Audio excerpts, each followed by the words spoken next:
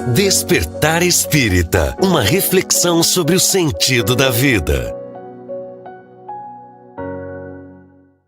Estamos iniciando mais uma edição do Despertar Espírita, uma reflexão sobre o sentido da vida, aqui na TV Diário, também nas várias plataformas sociais, no YouTube e todas as formas de acesso aos nossos telespectadores e aos nossos seguidores também.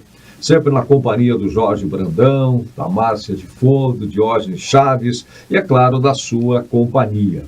E vamos hoje abordar mais um tema dentro daquele capítulo que a gente já vem focalizando em alguns programas e que trata das leis morais, livro 3º do Livro dos Espíritos. E já falamos sobre lei divina ou natural, caracteres da lei natural, o bem e o mal, capítulo da lei de adoração, objetivo, vida contemplativa, a lei do trabalho, lei de reprodução, lei de conservação. Então, hoje, a lei de reprodução. Hoje, a lei da reprodução. Então, esse é o nosso enfoque de hoje. Lei de reprodução, que está no capítulo 4, como disse, do Livro dos Espíritos. Lei de reprodução. População do globo, sucessão e aperfeiçoamento das raças. Alguns dos temas que vamos, então, partilhar a partir de agora, entre nós e com vocês e para vocês.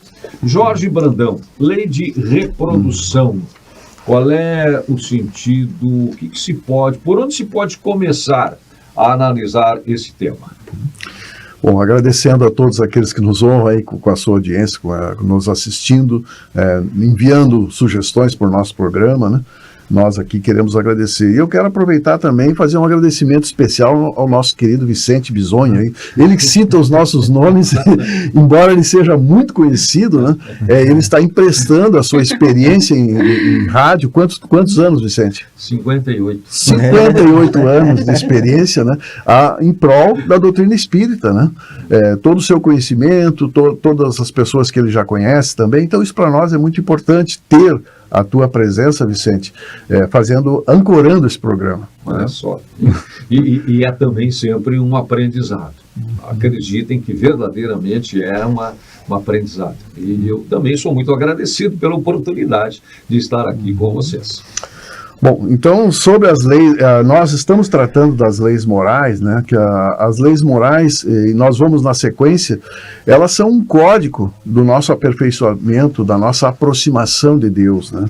Elas não são impositivas, mas são o roteiro mais seguro, mais sublime para que nós possamos nos aproximar de Deus. Então, é muito importante, né, que nós possamos estudar, e aqui a gente apresenta tópicos, né, sempre pensando e sempre convidando a todos que se aprofundem, que estudem mais, né, porque já no Sermão do Monte, né, Jesus já dizia, né, sede perfeitos como vosso Pai é perfeito. Então a busca da perfeição, né, que é algo que nós estamos todos, né, nessa caminhada, e é inexorável essa chegada à perfeição. Tanto mais rápido será possível, quanto mais nós usarmos bem o nosso livre-arbítrio. Então, a lei da reprodução, que é o que nós tratamos hoje, já tivemos tratando uma parte num outro programa, né? Não podemos finalizar. Hoje nós vamos completar o estudo dessa lei, entendendo, né, que sem a reprodução não seria possível nós estarmos aqui, né, cumprindo nosso trabalho de reencarnação, porque sem reprodução não teria como. E também nós temos como missão, né, auxiliar sermos co-criadores das leis de Deus, permitindo que a reprodução também aconteça, né? É verdade. E é aí que nós somos realmente, ou também co-criadores, aquilo que os espíritos responderam a Kardec há pouco, estava conversando fora do ar, antes de começarmos o programa, conversando com o Jorge Brandão, né? Porque a gente muitas vezes é convidado a focalizar determinados temas e começa a estudar, mesmo um tema sendo diferente, percebe a grande conexão que existe sempre nesta temática como um todo, porque esta referência feita pelo Jorge nos remete à questão 132. E no finalzinho ali da resposta, né, da espiritualidade, nos dizem exatamente isso. E toda a preparação é para que cheguemos à perfeição. E uma das tarefas, né, últimas nesse processo, depois de todo o aprendizado, é sermos co-criadores. E a lei de reprodução entra, né, se encaixa exatamente também nesta tarefa. Concorda, Perfeito, Márcia? perfeito. É uma conexão inigualável, né, nesse processo. Somos partícipes do processo todo de criação, né? Colaborar com Deus na parte que nos cabe para que nesse cenário da vida a gente possa realmente crescer, né? Não há como apenas um dos cenários atuar. Há uma comunhão, né? Há uma interferência direta da espiritualidade em nossas ações, atitudes, pensamentos, atos, como a espiritualidade nos diz, né, na obra de Kardec. E essa propositura também acontece daqui para lá. A gente interfere no mundo invisível, no mundo extrafísico, a partir de nossas atitudes.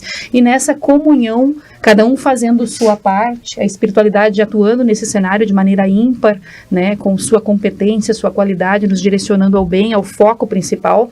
Nós aqui também atuando nesse cenário, né, trabalhando junto ao outro, né, como é que Deus age na Terra? Através de nós, através dos corações, através daqueles que estão à nossa volta. Precisamos da voz humana, precisamos do abraço amigo, precisamos do calor, né, precisamos do toque, da presença, porque somos materiais nesse momento, né, espíritos atuando na matéria, e há necessidade de comunhão. Então, certamente estamos sendo colaboradores nesse momento, né, em tudo que a gente faz, atuando numa família, atuando num processo reprodutivo, permitindo a vinda de outros espíritos, emprestando corpo, emprestando o acolhimento, emprestando o lar, não necessariamente filhos que saem do nosso ventre, mas filhos que chegam a partir do coração. E nesse cenário todo há o crescimento. O objetivo é justamente esse. E nesse sentido, as leis morais é a nossa bússola hoje, para nós que estamos vinculados à doutrina espírita, dentro da proposta da filosofia espírita, temos ali as leis morais, assim como em qualquer doutrina e credo religioso que indica o bem, que orienta o indivíduo ao crescimento, tem lá suas filosofias, suas proposituras nesse direcionamento, né? Então, eu costumo dizer, não é só o espiritismo que salva. O espiritismo é apenas uma bússola, um caminho. Existem outros. Escolhemos aquele que mais nos apraz, aquele que nos mais se encaixa em nossas crenças, nossas intenções, mas desde que aquele direcionamento adequado para o bem. Qual é a melhor religião, como disse a espiritualidade? Aquela que faz mais homens de bem. Então não se rotulou ali especificamente. Para nós, o que nos apraz e que nos convida a um crescimento maior nesse momento é a doutrina espírita, é a filosofia que mais se encaixa, né? E por esse amor, por essa paixão, nós estamos aqui divulgando, né? É verdade. E como é importante tudo isso que tu falou, Márcia, que é uma tomada de consciência, né? A importância de nós tomarmos consciência disso tudo, como se nós fôssemos a mão de obra de Deus, né? Deus age perante nós, né? Através de Deus nós. Na Terra. É o braço de Deus. Então, assim, para que a gente possa fazer um bom trabalho em nome dele, a gente precisa ter consciência das nossas responsabilidades, dos nossos deveres. E as leis morais, elas entram como uma profunda referência, né? É bem importante entendermos isso, que as leis morais são uma referência primordial para compreendermos o nosso dever como espírito num processo evolutivo. Então, já que nós somos um braço de Deus, que a gente possa ser o melhor possível. Um bracinho, né? Um bracinho. Mas essa caminhada ela é longa, é cheia de desafios, certamente. Mas se a gente não toma consciência, nós ficamos ali, imersos na ignorância. Então, na medida que a gente vai estudando tudo isso, ao mesmo tempo a gente também vai se comprometendo. Ao mesmo tempo a gente vai se comprometendo também. Já me perguntaram, e eu gostaria de compartilhar aqui essa pergunta para nós responder para todos aqueles que nos acompanham, se Deus é todo poderoso, né? Se Deus é a perfeição das perfeições e Ele pode tudo, e a gente sabe que sim, por que Deus não nos criou perfeitos? Mas essa é uma boa pergunta. Essa é uma ótima pergunta, né? Para que todos nós tenhamos a nossa oportunidade do devido aprendizado. Tá? E daquilo que a gente chama de causa e efeito. Tá?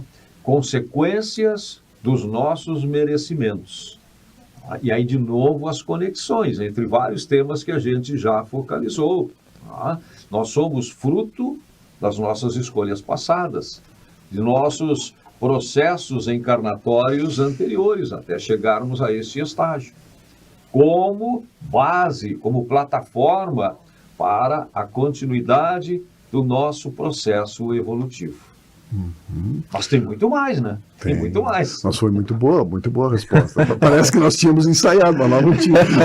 Não tratamos disso antes, é verdade. E Márcia? Eu penso que não teria graça, né? Imagina a gente ganhar tudo pronto assim, e não teria a consciência, tomar consciência é a partir da caminhada, né, Diógenes? Sim. Não tem simplesmente como as coisas brotarem, e se assim fosse, não teríamos a experiência que nos possibilitaria atuar adequadamente nesse cenário também. Como se colocar no lugar do outro? E aí a gente tem os exemplos no Evangelho, né? Pedro, por exemplo, aquela postura mais rígida, mais firme, porque até ali ele não tinha errado, ele já era uma figura mais madura, ele cobrava muito, com muita rigidez, rigor do seu irmão, né? E Jesus entendia aquela necessidade de Pedro ainda, de caminhar um pouco mais no cenário da vida e experimentar, né? Se ele não tivesse se equivocado, errado, passado pela experiência que ele passou, aprovação, caído, tombado, né, se ajoelhado realmente em prantos ao perceber que tinha errado, como todos aqueles que ele apontava com crueldade e acusava com crueldade, se ele não tivesse passado por essa experiência, não seria Pedro. Não seria o Pedro que temos hoje, né? A grandeza que temos hoje da mensagem que ele passou a divulgar, a trabalhar a partir do seu exemplo de vida pós-morte do Cristo, pós-desencarne do Cristo naquele instante. Sim. Justamente. E nenhum de nós também teríamos uma identidade que nos identificasse como um ser único, né? Porque a inteligência, ela se desenvolve pelo processo de tentativa e erro. A gente vai aprendendo muito com os erros, e isso vai nos aprimorando, vai nos dignificando. Então, quer dizer, se nós nascêssemos prontos, qual seria a justificativa do nosso aprendizado? Né? Qual seria a justificativa da fase que nós estaríamos? Não fazia sentido. E hoje, por exemplo, o que faz sentido eu saber o que eu sei hoje, vem muito do meu empenho e muitas vezes dos meus erros, onde eu consegui consertar. Sim. Então isso vai dando sentido pelo que a gente é hoje, né? E não existiria trabalho, né? Sim, assim como Jesus disse, eu trabalho, meu pai trabalha todos os dias, é um trabalho incessante, nós não teríamos trabalho, estaria tudo pronto e não teríamos nenhum mérito. Nenhum mérito. Também Exatamente. E aí, tem uma questão aqui na Lei de Reprodução, no capítulo 4 do Livro dos Espíritos, que coloca o seguinte: sucessão e aperfeiçoamento das raças.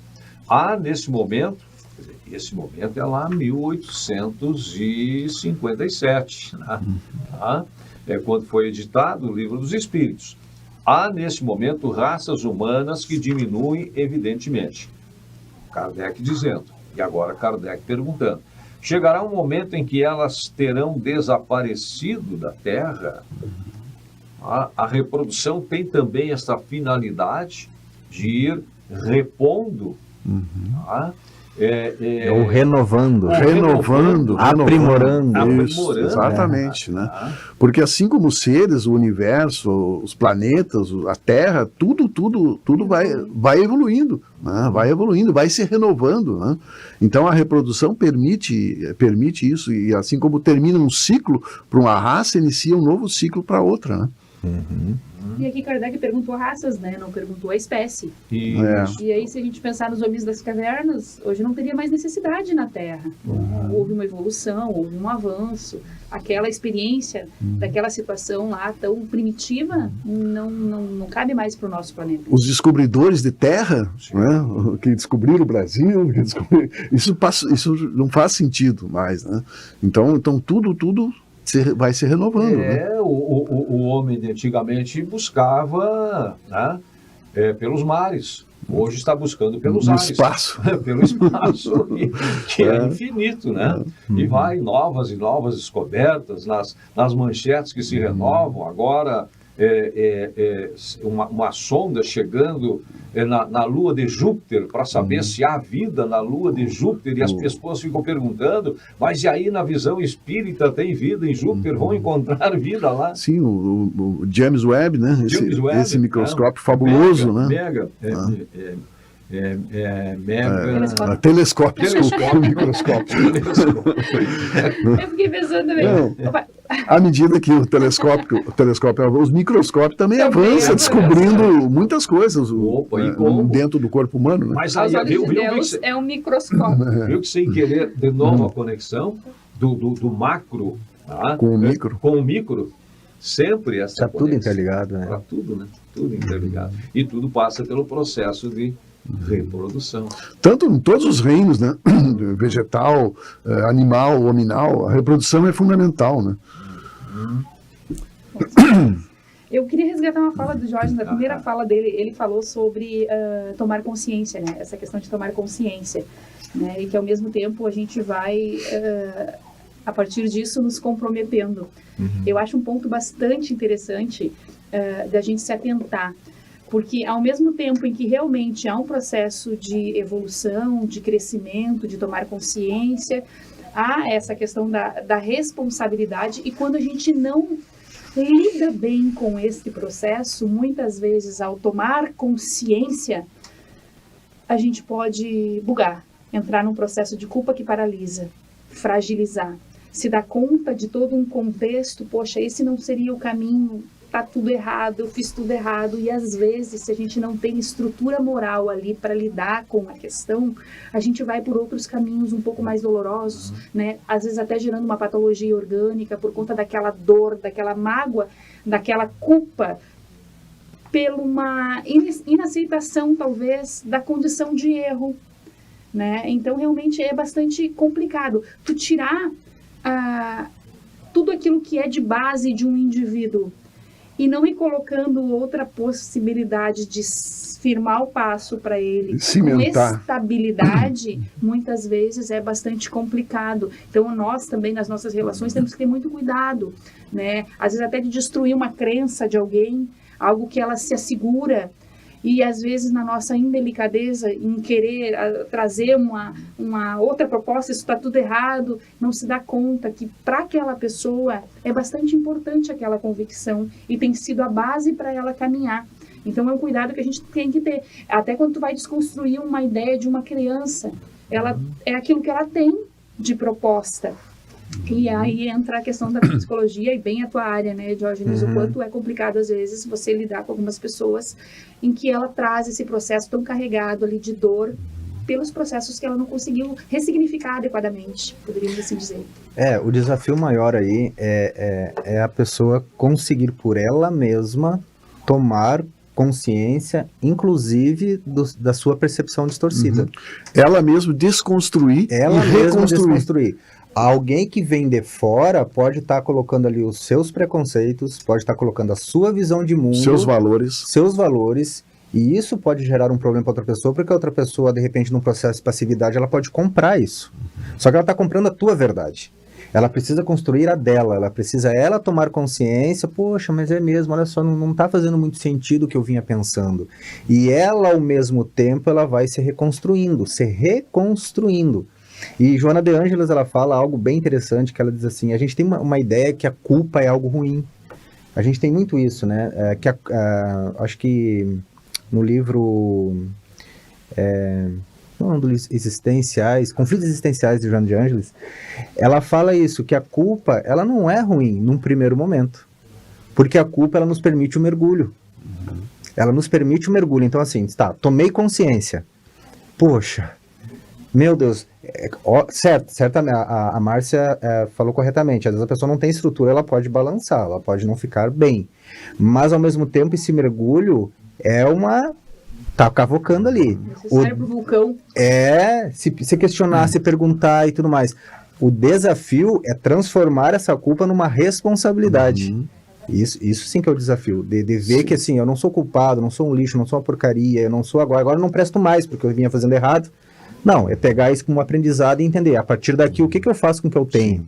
para melhorar, Porque né? culpa e arrependimento, né, estão ligados, né? Sim, eu me arrependo, exatamente. mas o arrependimento em si não é suficiente. Isso. É preciso a reparação, né? É preciso dar continuidade a isso, né?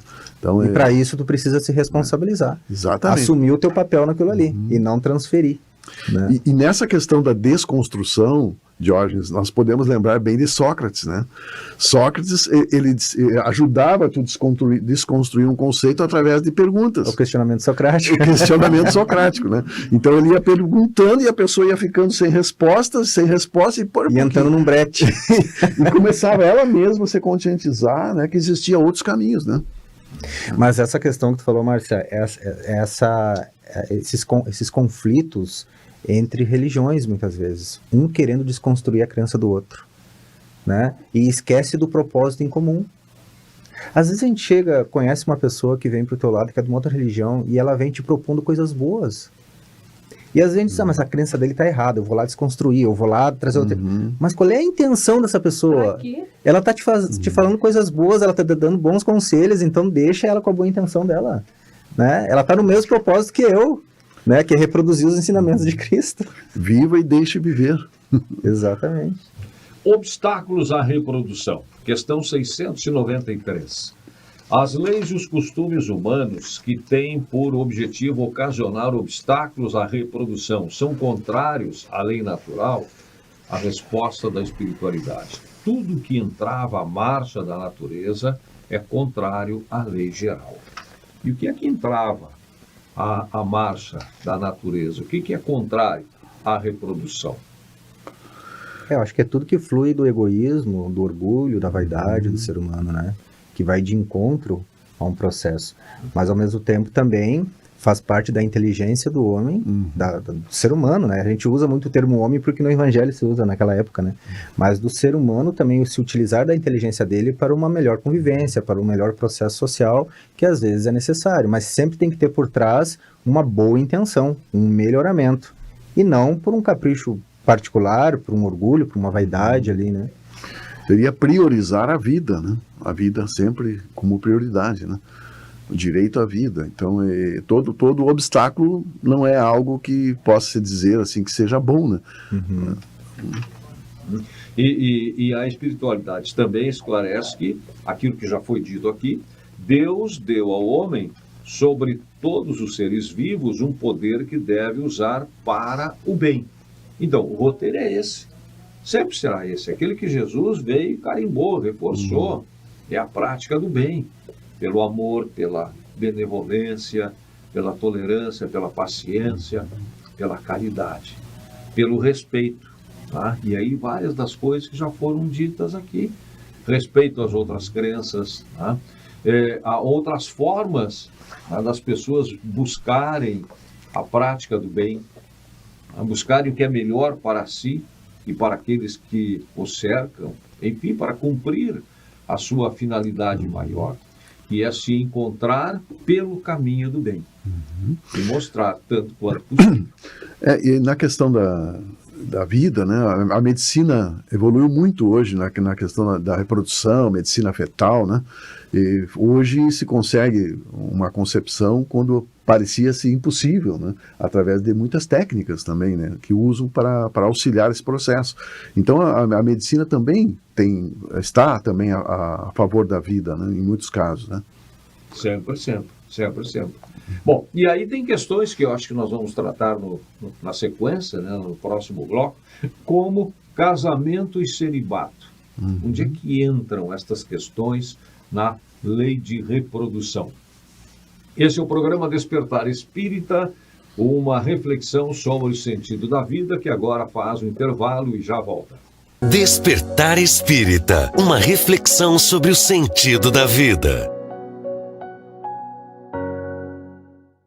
Pra você que quer viver em paz, família sorrindo, amigos contigo, isso é Causo Mais. Na Causo Mais, nós sabemos que a consulta com o médico especialista não pode esperar, que o plantão 24 horas adulto e pediátrico é fundamental, que os descontos em exames, atendimento odontológico, além de todos os benefícios que nosso cartão oferece, garantem saúde e tranquilidade pra você e sua família em todos os momentos. É Causo Mais.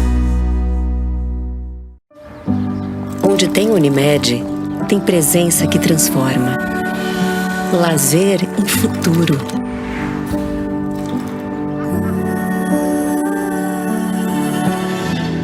Saúde em rotina.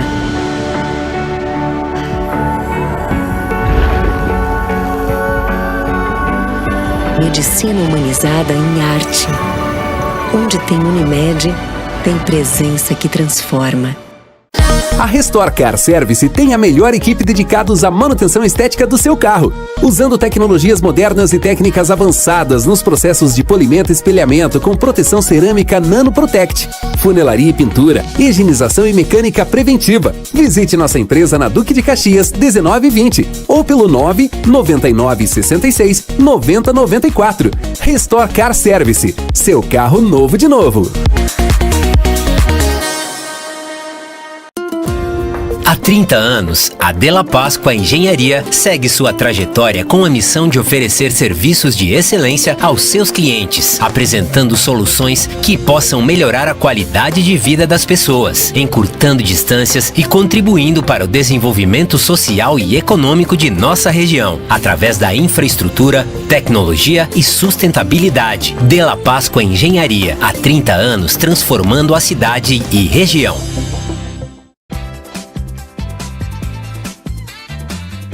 Começando a pensar na sua vida financeira, o primeiro passo para colocá-la em ordem é abrindo a sua conta.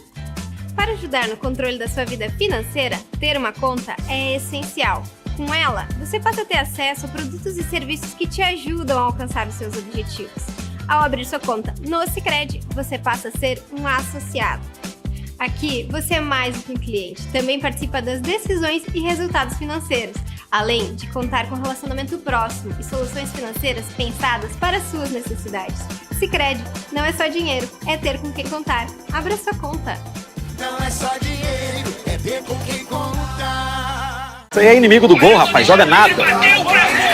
Eu falei. Todo jogo é igual. Todo jogo é igual? Tá maluco? O lance do jogo é ser imprevisível, é jogar junto e com responsa. Cada jogo é único e isso vai ser sempre igual. KTO. Despertar Espírita, uma reflexão sobre o sentido da vida. Estamos de volta com o Despertar Espírita, uma reflexão sobre o sentido da vida, hoje tratando da lei da reprodução, que está no capítulo 4 do livro dos Espíritos. E o que ficou lançado como sugestão no final do bloco anterior foi uma abordagem sobre algumas questões, como casamento e celibato. Na pergunta 695 do Livro dos Espíritos, Kardec questiona a espiritualidade. O casamento quer dizer a união permanente. Isso lá em 1857. Kardec já tinha esta visão para frente. Tá? O casamento quer dizer a união permanente de dois seres. É contrário à lei natural? E a resposta é um progresso na marcha da humanidade. Qual seria o efeito da abolição do casamento na sociedade humana? Ou seja, da união permanente de dois seres, o retorno à vida animal. E aí? Bom, eu gosto de uma colocação de Emmanuel no livro Vida e Sexo, onde ele diz que o casamento, para prosperar, é necessário se conhecer, ter maturidade emocional, saber ceder e desejar o bem comum e espiritual de ambos. Né? Então é realmente um grande desafio, né, o casamento, mas é um desafio que vale a pena viver, né? Porque nós somos seres, naturalmente, seres gregários, né? E vivemos em sociedade, e ali no casamento se aprende muito, né? Eu diria que o casamento é um tratado de cessão, onde ambos cedem. Né? Ambos cedem para que se some, né? Para que o casamento possa prosperar. Nós não estamos aqui para dar nenhum manual de casamento, né? Somos todos aprendizes, né? Mas é importante que a gente passe as suas experiências, as nossas experiências aqui sobre isso também. Né? E é um grande laboratório de aprendizado. É um grande laboratório. Porque é ali no casamento que as nossas fragilidades estarão expostas diante de uma outra pessoa. Teu espelho. É verdade. Na sociedade aí fora a gente pode até dar uma disfarçada, mas ali no lar tu tem cúmplice. Tu tem alguém ali contigo para trabalhar essas questões. E às vezes isso pode entrar em conflito, né? Pode gerar muitos conflitos. Mas bem compreendido, aprende. Porque daí é um tentando auxiliar o outro. Então, o fato do casamento é isso, é de gerar um laboratório de aprendizado, onde, diante de forma mais alastrada, não possibilitaria. Mas ali, dentro de um contrato afetivo, vamos dizer assim, pode acontecer. Fala, Márcia. Eu ia seguir a questão de Kardec ali, Sim. quando ele fala que seria uma regressão à vida dos animais, Sim. aí ele faz um comentário, né, que a união livre e casual dos sexos é o estado da natureza, natural. E o casamento é um dos primeiros atos de progresso da sociedade humana, porque estabelece a solidariedade fraternal e se encontra em todos os povos, embora em condições diversas. Exatamente. Né? É um caminho... muito bem trazido esse comentário do Kardec. É uma manifestação civilizatória, né? Isso, e aí, então, a abolição dessa união fraternal que começa a se estabelecer com laços mais afinados, mais respeitosos, mais conjugais, né, na questão de conjugalidade, seria realmente uma recrudescência ao organismo, porque daí seria o amor livre, o sexo livre, aquela coisa mais como o reino animal, por isso Kardec fez... Instintivo seria, né? Exato. A espiritualidade fez esse comparativo nesse sentido, porque o animal ele não elege especificamente um parceiro, né? A reprodução fica solta e livre. Quando a gente começa a comungar, já se estabelece ali uma relação, que é o casamento, um contrato, né? Um contrato que tem suas cláusulas, que tem suas regrinhas ali que precisam ser seguidas. E aí dentro dessas regrinhas vai ter toda a questão ali da fidelidade, do respeito, da comunhão de ideais, né? De responsabilidades estabelecidas ali, cada um com sua parte, com seu quinhão, as suas concessões, as suas cedências, né? Para que possa realmente o contrato funcionar adequadamente. E é natural que quando algumas cláusulas ali não são cumpridas, pode vir a haver também ali um distrato, pode vir a haver uma dissolução. A espiritualidade não fecha a questão e diz que isso não é proibido, né? Que essa questão toda da regulamentação disso foi criada pelos homens, né? Porém, a união afetiva entre dois seres, e eles não estabelecem sexo entre dois seres, entre duas almas, com respeito, fidelidade, conjugalidade adequada, equilibrada, é o meio propício para outras almas se estabelecerem ali, cheguem elas pelo campo da reprodução física direta ou cheguem elas por vias da adoção, né? O importante é confraternizar em família, né? Porque hoje um casal de homossexuais perfeitamente, né, podem atuar num cenário com equilíbrio, com responsabilidade, com bom senso, com amorosidade, muito mais nobre muitas vezes que um casal hétero que a gente percebe por aí, com responsabilidade educando vidas. E não há problema nenhum nisso, não está certo ou errado. A orientação da espiritualidade, quando a gente fala de doutrina espírita, é no sentido de responsabilidade, respeito, fidelidade, comunhão de ideais entre dois seres. Eles não fecham a questão. Normalmente, os equívocos estão por conta dos homens e não da espiritualidade. A nossa interpretação e veiculação inadequada por nossos preconceitos, nossa forma de atuar um pouco distorcida ali. E isso mostra a superação do instinto. Exato. Né? A superação do instinto. Olha só, Emmanuel, no livro Vida e Sexo, mais sobre isso, né? Sobre essa questão das diferentes tipos de união. Né? Esta união reflete as leis divinas que permite seja dado um esposo a uma esposa, um companheiro para uma companheira e um coração para outro coração. Olha, Emmanuel abriu quando ele fala de dois corações que se amam, que se respeitam, né? Então é muito interessante já essa colocação, que talvez não tenha sido na época, mas agora a gente tem noção exata disso, né? De um coração para outro coração, com respeito, com amor, com dignidade, né? E qual é no meu ponto de vista, o principal objetivo disso? A gente sabendo que existe o processo da reencarnação, que todo espírito ganha uma oportunidade de reencarnar e para seguir o seu processo evolutivo. Onde que vai cair essa criança? Ela precisa, né, cair em um ambiente bem estruturado, Então o casamento também possibilita isso. Um ninho bem estruturado para que aquele espírito, ao reencarnar, ele receba todos os ensinamentos, as necessidades para o processo evolutivo dele. Sim. Então é um desafio grande, mas e como isso tem se perdido um pouco, né? As pessoas se unem muitas vezes por desejos primitivos mesmo, né? Por solidão ou por uma questão de puro prazer, mas esquecem que dali pode surgir uma criança. E como é que vai estar a estrutura para receber essa criança? Porque ser pai, ser mãe é muito mais que ter filhos, né? Claro. Né? É realmente encaminhar, dar exemplo, exemplificar, né? Então, isso. E às vezes, como tu falou, Diógenes, não, entre nós existe uma química muito forte, mas essa química pode ter reações diversas. Pode causar explosões, pode causar ferimentos graves. E a questão do celibato? Tem essa questão aqui na 698. Kardec pergunta: o celibato voluntário é um estado de perfeição meritório aos olhos de Deus? E a espiritualidade responde: não. E os que vivem assim, por egoísmo, desagradam a Deus e enganam a todo mundo. E aí Kardec volta a perguntar, na 699. O celibato não é, da parte de certas pessoas, um sacrifício com o objetivo de se devotar mais inteiramente ao serviço da humanidade? E a resposta: isso é bem diferente. Eu disse por egoísmo. Todo sacrifício pessoal é meritório, quando é para o bem. Quanto maior o sacrifício, maior o mérito. Exatamente. O próprio Kardec, né, foi um exemplo disso, né? Ele não teve filhos, né? E se dedicou à causa do espiritismo totalmente. Tanto Chico Xavier, Divaldo Franco, né? Tantos outros, né? Raul, né? Tantos outros que optaram realmente por uma causa considerada mesmo maior, né?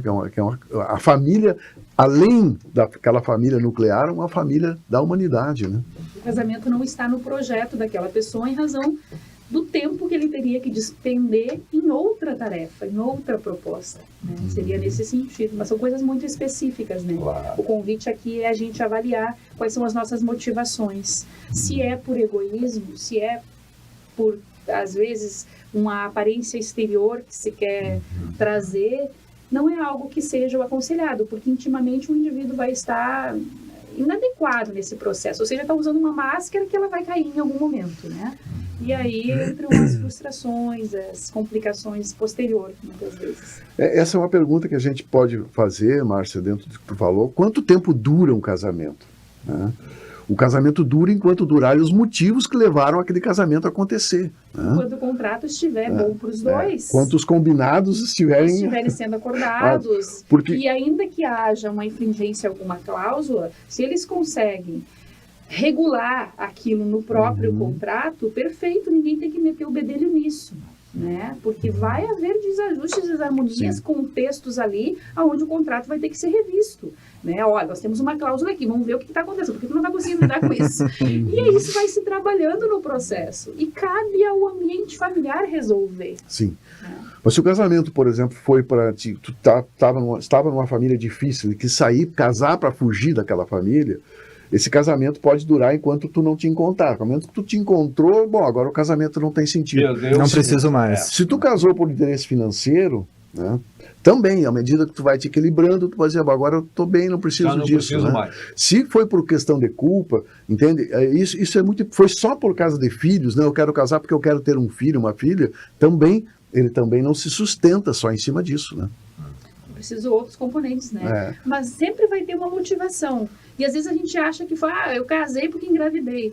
Não, às vezes estava vinculada àquela pessoa estava programada para ti. Não foi só porque tu engravidou. A gravidez e a possibilidade de conexão inicial se deu justamente porque existia ali uma afinidade inicial. Porque senão você não teria escolhido aquela pessoa, teria escolhido outra. Sim. Né? Então essas questões também envolvem. E aí a partir, ainda que tenha sido por questões financeiras, o que se construiu ali? Às vezes já tem filhos no processo. né, já tem uma dependência emocional da outra parte, aonde você é o polo mais estruturado talvez, e que simplesmente romper vai gerar todo um transtorno. Aí entra o tomar consciência, né? O que eu estou fazendo aqui, qual é a estrutura que a gente tem, né? Qual é o caminho que eu devo seguir, o que é melhor para todos. Pois é, exemplo também do casamento por beleza física, né? Que ela dura muito pouco, né? Se o casamento mantém um pouco mais, é um pouco, mas é um pouco, né? Mas se tu for casar exatamente só pela beleza física, o casamento está fadado a falir, né? Porque ela se acaba, né? É o mesmo os motivos pelos quais algumas pessoas querem ter filhos também. Né? Eu quero ter filhos porque eu quero dar uma oportunidade ao plano espiritual de espíritos reencarnarem ou auxiliá-los num processo evolutivo. Ou muitas vezes eu quero ter filhos porque eu não quero ficar sozinho na minha velhice. Eu quero ter filhos para dividir os meus bens. Eu quero ter filhos. Aí vem vários motivos também, menos o amor, menos o desejo. Menos o desejo de ceder, de compartilhar, de ser flexível, né? De se desenvolver como pai, como mãe. Isso a gente descobre depois. Não, isso não estava no script. Agora tem. E isso tudo nos remete, né, a muitas reflexões, porque existem, aqui foram citadas algumas das motivações que podem levar ao casamento. E estas motivações que podem levar ao casamento, e às vezes levam, e muitas vezes levam, podem levar e levam também à ruptura. Ao divórcio.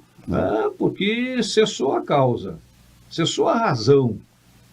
Aí se busca outros caminhos. Às vezes, esses novos caminhos representa uma outra oportunidade também de reconstrução, quando for bem entendida, quando for bem administrada, e outras tantas não. E aí a gente se depara com os conflitos que também não são pequenos. E tudo isso, estava aqui pensando, enquanto vocês estavam falando sobre estas várias importantes e oportunas questões, sempre sobre as lições de Jesus. Os conceitos a que Jesus nos remete sobre a constituição familiar.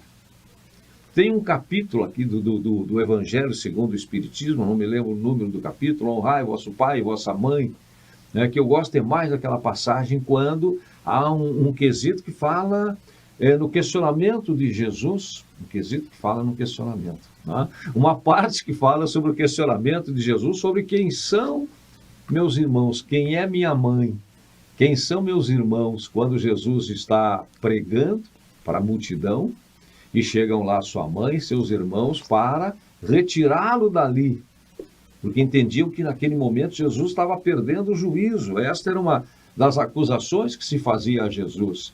E a própria família comprou esse bilhete. Vamos lá, vão tirar Jesus, porque perdeu o juízo. E alguém que estava próximo, ele diz, sua mãe e seus irmãos estão aí para buscá-lo. E ele olha para os que estão ao redor e diz, quem são meus irmãos? Quem é minha mãe? Minha mãe, meus irmãos, são aqueles que cumprem a vontade do Pai, que está nos céus. O que ele quer dizer isso? Ele renegou Maria? Ele renegou a sua irmandade? Não, está dizendo que a família é importante, ok, porque o capítulo é esse, honrai vosso pai e vossa mãe. Mas existem outras constituições familiares, existem além dos laços de parentesco, existem os laços espirituais. E existe a grande família universal. E é nesse momento que Jesus chama a atenção para a nossa capacidade de gerar vida, de criar vida, e aí nós somos co-criadores. Esta também é uma das nossas oportunidades. Mas que ao Pai coube, sempre caberá a criação do Espírito que é imortal. Então Jesus aproveitou aquela oportunidade para deixar mais uma lição. É importante sim, mas além da constituição humana, além dos regramentos humanos, existe a família natural, a família universal, a família espiritual, e essa é eterna. E importante, Vicente, isso que tu colocou, porque assim, nós estamos aqui encarnando porque ainda nós somos limitados no amor de família. Mas quando nós evoluirmos a ponto de considerarmos a nossa família o universo, nós não precisaremos mais reencarnar. Uma vez eu vi o Divaldo dizendo isso, né? Quando você amar o mendigo da rua igual você ama sua mãe, seu filho, você não precisa mais estar aqui. reencarnado na Terra. Então é o mesmo nível de amor. Esse amor incondicional que Jesus nos exemplificou. É difícil, né, no estágio em que nós estamos. É difícil tu imaginar essa questão. Quanto mais... Parece tão distante. Exatamente. É bonito, mas eu fico com os meus. Sim. Na questão que nós falamos, claro, da separação, que acontece muito, né, na questão do divórcio. E às vezes até necessário, Jorge, isso é importante. Exatamente, é necessário porque às vezes a família está se machucando, né, por uma convivência difícil entre o casal, né? Então há uma necessidade. E o Espiritismo não fica em cima do muro em relação a isso. Porque no capítulo 22, item 5, eu trouxe aqui, a resposta dos Espíritos é o seguinte: o divórcio é uma lei humana que vem separar de direito o que de fato já estava separado. Não deixa dúvida. Sim. Né? Não deixa dúvida da necessidade quando isso acontece. Né? Inclusive no processo terapêutico, o casal diz: vamos fazer terapia para salvar o nosso casamento. Parece que é sempre esse o objetivo, né? Mas não, às vezes a psicoterapia vai simplesmente deixar claro para o casal que não dá mais. Sim. Né? Então, o objetivo da psicoterapia é gerar saúde mental, né? Para cada um. Então, se vai produzir saúde mental os dois estando juntos, beleza, eles vão descobrir isso. Agora, se não, se só vão adoecer ainda mais, ainda levar os filhos na carona, então se separa. E aí sim, fazer todo um trabalho para uma separação amigável. Né, para que não saiam com menos sequelas desse processo, porque na separação, na verdade, não é só duas pessoas que se separam, são histórias, são projetos de vida, né, tem um combo, expectativas, tem um combo de coisas ali que tem que serem separados também, né? Então, é um processo delicado, principalmente quando tem filhos, mas é algo que tem que ser bem pensado, por isso o processo terapêutico, o casal consegue se entender nesse processo. Ficamos juntos ou nos separamos? E aí entra a culpa, né? Se isso não é bem feito, bem organizado, às vezes tudo bem, rompeu, organizou, as questões materiais se organizaram, a questão dos filhos se organizaram e os indivíduos seguem. E aí o processo de culpa que pode vir depois, na sequência, por causa da cultura, atuada, por exemplo. Né, também. Então é bastante delicado. Aí o casal olha para os seus antepassados e diz: olha, na nossa família quase nem se separaram. Ninguém se separou. Só nós. Tudo ficaram, agora só nós vamos ser os primeiros. Aí vem toda essa questão do preconceito, da cultura, da culpa, né? Isso também e é isso, é importante nós respeitarmos, né, cada tipo de união, cada tipo de casamento ou não casamento, né? Porque quem somos nós para julgar, né?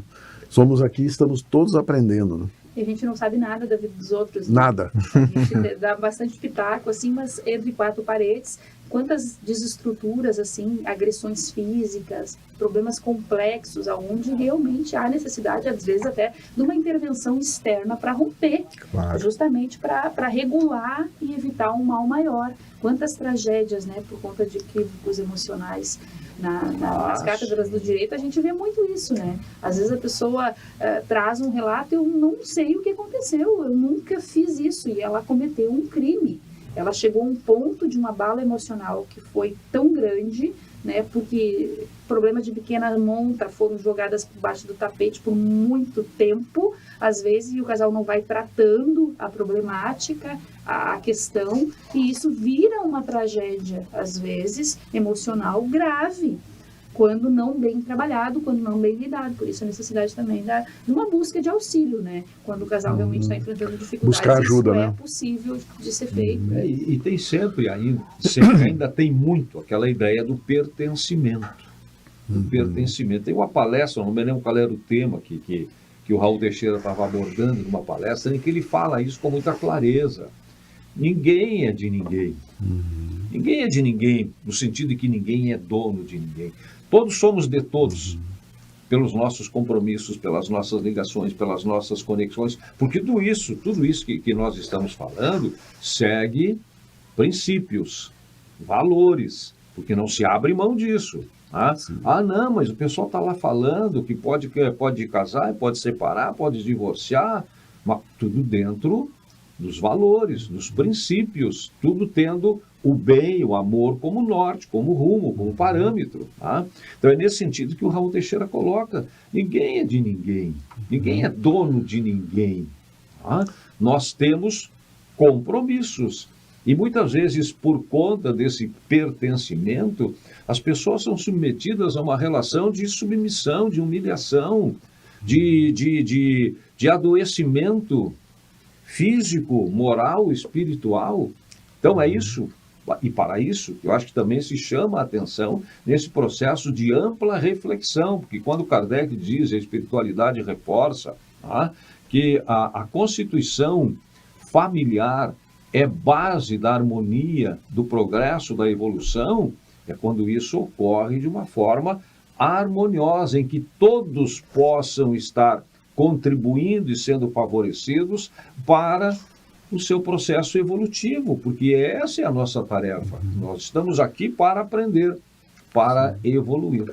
Eu ontem estava assistindo uma entrevista de uma promotora que cuida da questão da mulher, e ela trouxe um dado, um relato que choca a gente, que a gente fica assim, sem palavras, constrangido diante dessa sociedade. No ano de 2023, 904 mulheres foram assassinadas por seus parceiros. Né? Isso é algo assim incompreensível. Isso prova que nós estamos realmente num mundo de provas e expiações ainda, porque não é possível uma sociedade ainda ter esse tipo de comportamento, né? E ela estava falando que agora foram criadas penas mais duras, né, Márcia? A partir do dia 10 de outubro foram criadas penas mais duras para essas pessoas principalmente esses homens, né, que assassinam, né? No Chile, por exemplo, o assassinato da companheira é prisão perpétua, né? No Brasil foram aumentadas as penas, mas eu deixo aqui um alerta, eu falo isso para minhas filhas, eu quero falar para todas as jovens que estão me ouvindo agora. Quando o companheiro é muito ciumento, é muito possessivo, cuidado, saia dessa relação enquanto é tempo, né? Porque nós não somos donos de ninguém, né? Ninguém consegue fingir ser o que não é por muito tempo. Então, por isso a importância do namoro, a importância daquele primeiro momento que a pessoa vai se relacionando, porque os sinais começam a aparecer. Exatamente. Mas às vezes para a pessoa estar naquele processo que a gente falou todo, não quero ficar sozinho, eu quero casar, eu quero... Começa a alimentar muitas coisas na cabeça que acaba cegando. E às vezes o sinal está ali, mas a pessoa não consegue compreender. Mas é bom também a gente entender que todas essas reações, né, tanto por parte do homem como por parte da mulher, tem um adoecimento muito profundo ali. Tem uma ferida muito grande ali. Porque um homem, quando ele agride uma mulher, quando ele faz mal para alguém, ele é claro, é reprovável, completamente reprovável, e a justiça precisa agir nesse momento, mas também nós temos um ser ali em profundo sofrimento, de rejeição, de abandono, muitas vezes, né, homens que abusam, que foram completamente abusados também, né? É claro que eu não estou aqui passando pano, mas só para a gente compreender o contexto de tudo. A pessoa, né? Que agride, ela está doente. Claro, não está feliz, né? E as mulheres que são agredidas também, que elas não conseguem sair da relação, e muitos julgam, mas tá ali, tá sofrendo e tá voltando, olha lá, o cara foi lá, entregou flores e ela aceitou de novo, porque também ali há um processo muito grande de dependência emocional, muitas vezes. Pois é. Ela tá presa nesse processo, por isso as pessoas precisam de ajuda. Sabe que uma vez, num atendimento de uma senhora que fazia 10 anos que apanhava do marido, sabe o que ela me disse? Ele me bate, mas eu sei que isso é meu karma. Olha aí. Né? Olha o nível de dependência, né? de falta de auto-amor, né? Que essa pessoa tem, né? Porque, em primeiro lugar, nós temos que ter cuidado conosco, com o nosso corpo, né? Como é que nós vamos permitir algo em função de chamar de karma, né? Hein, Márcia? É complicado, né? É complicado. Muito. Os processos que nos ligam a determinadas pessoas, às vezes, essa fragilidade emocional, né? A nossa tarefa não é meter o bedelho no relacionamento do outro. É claro que, às vezes, uma intervenção vai ser necessária da lei, inclusive, né, quando existem agressões mais complexas ali, né? Nesse caso, a orientação fica complicada da nossa parte. A auxiliar a pessoa a se dar conta de que ela precisa ficar bem, né? E se ela estiver bem nesse processo, e às vezes ela não consegue intimamente romper, porque há uma inconsciência ali posta, mas uma certeza de vinculação tão grande do passado, às vezes, que a gente desconhece também. São casos muito delicados, né? Qual é o meu limite? A linha é muito tênue. Até quando eu atuo? Porque daqui a pouco eu digo, tu rompe, tu se separa, não tem mais condições. Eu não tenho esse papel enquanto atendente fraterno. Eu não tenho esse papel enquanto interventora na vida do outro, né? Agora, se é um processo ali onde eu estou atuando como lei e está acontecendo o processo de agressão a crianças envolvidas, eu vou intervir diretamente atuando no meu papel. Sim. Mas nesse cenário do conselho é bastante delicado. Márcia, eu vou te dizer, nesse cenário, se ela veio me falar, claro, é porque ela é um pedido de socorro. E ela precisa melhorar a sua autoestima, né, o seu auto-amor.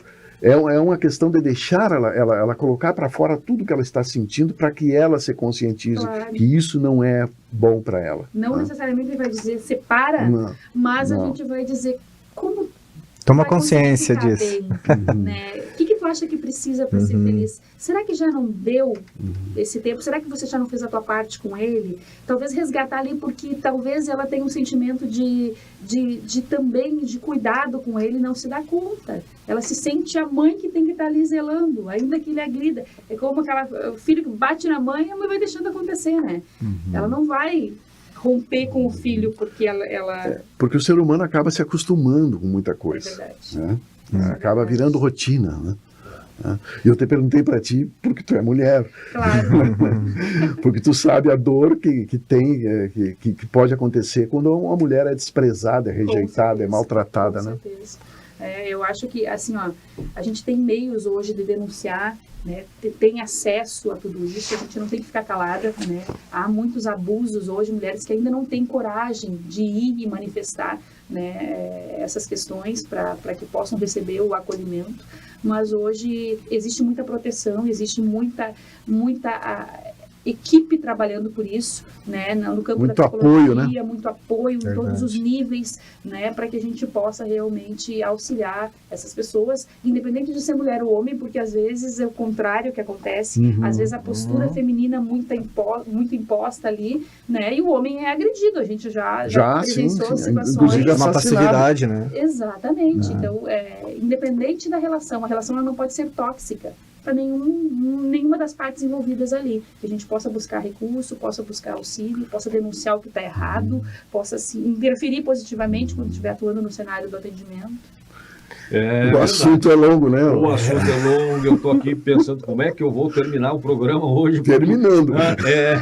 Eu acho que é bem assim, terminando, né? Tome consciência. Tomemos consciência. Acho que é isso, tomemos consciência, né? E não fiquemos presos àquela frase tradicional, até que a morte o separe. Não permita que a vida o separe. Que a vida possa nos manter unidos, enquanto isso, na nossa consciência, for o cumprimento da nossa missão, da nossa caminhada evolutiva. Caindo, levantando, com erros, com acertos, com o aprendizado de sempre. E vamos continuar muito tratando desse tema. Eu tenho certeza que você que está aí nos assistindo também, né, elaborou muitas ideias, né, a respeito de algumas das questões que nós aqui conseguimos tratar. E ainda vale aquele famoso ditado, antes só do que mal acompanhado. Olha, qualquer relação tem que estar presente a figura do amor, né? A figura do amor, sempre. Está em dúvida? Ame. Ame a si mesmo. Porque quem se ama, em primeiro lugar, né? Em primeiro lugar. Para iluminar é preciso que a gente seja a luz. Para amar é preciso que a gente se ame. Despertar Espírita, uma reflexão sobre o sentido da vida, fica hoje por aqui com vontade de continuar, mas na certeza de que a vida continua, nesta e em outras dimensões. Obrigado e até o nosso próximo encontro. Despertar Espírita, uma reflexão sobre o sentido da vida.